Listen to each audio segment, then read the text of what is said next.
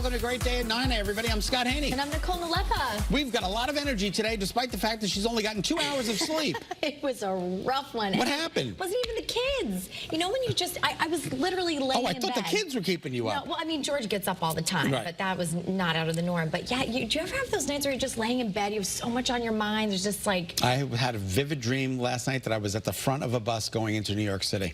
The front of it, like sitting in the front of a bus? Sitting in the front of a bus, like it was an open-aired bus, and I was driving through, and the road was a lawn leading into New York City, and I was like, this is all prime real estate. They could build a whole nother city here. Wow. Maybe you were like transported back in the 1800s, like during the Gilded Age, you know? My dreams are so weird, as Becky just said, our producer. Every detail. Mark Necarato and David Freitas, two of my good friends, they were both in the dream. So if you're watching, hello, and thanks for being with me. Well, I wish I was dreaming last night, but unfortunately, I was just staring at the dark ceiling. Oh, that's tough. But whatever, it happens. It happens. You know, I'm grateful to be here. I made it into work safely. Thank so God. Can't complain. Yeah, I worry about you.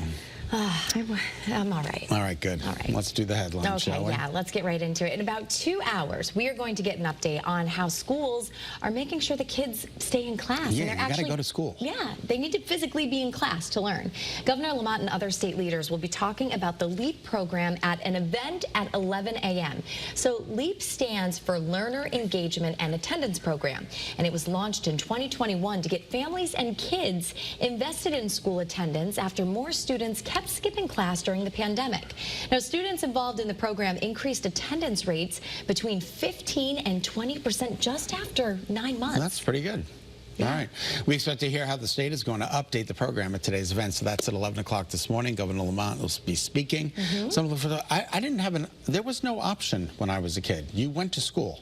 Yeah. I was like, you would get caught if you skipped. I remember not even going on, remember senior skip out day? I was so afraid. They were all going to the beach, and I was like, I'm going to go to English class. They're like, you're a nerd. Either. I was like, I know. No, you're a good studious I was a good studious and look at where you are now, so it paid off. Thank you. Kids, don't skip school, all right? Yes. You can be Scott Haney, too. You can be like me. What a nightmare. No. I'm kidding. All right, our state may be eliminating one of the worst parts of owning a car in Connecticut. Yeah, the car tax. It's a task force of state lawmakers. They're considering a proposal to eliminate it. How awesome is that?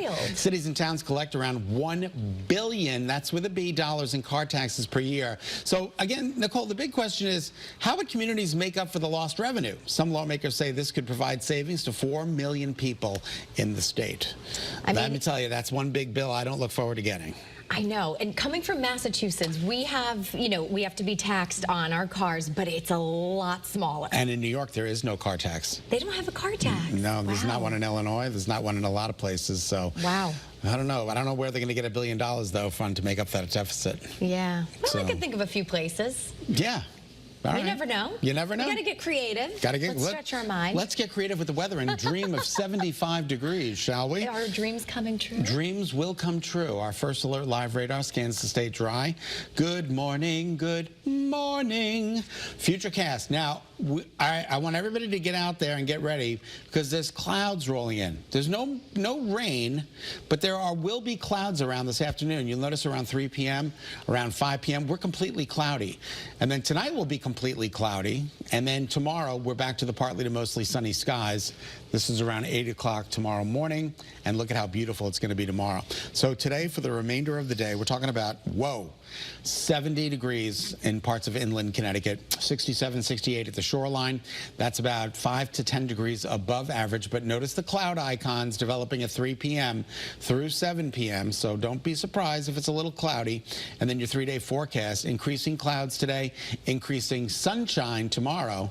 And then Friday, a mixture of sun and clouds. Look at the temperatures.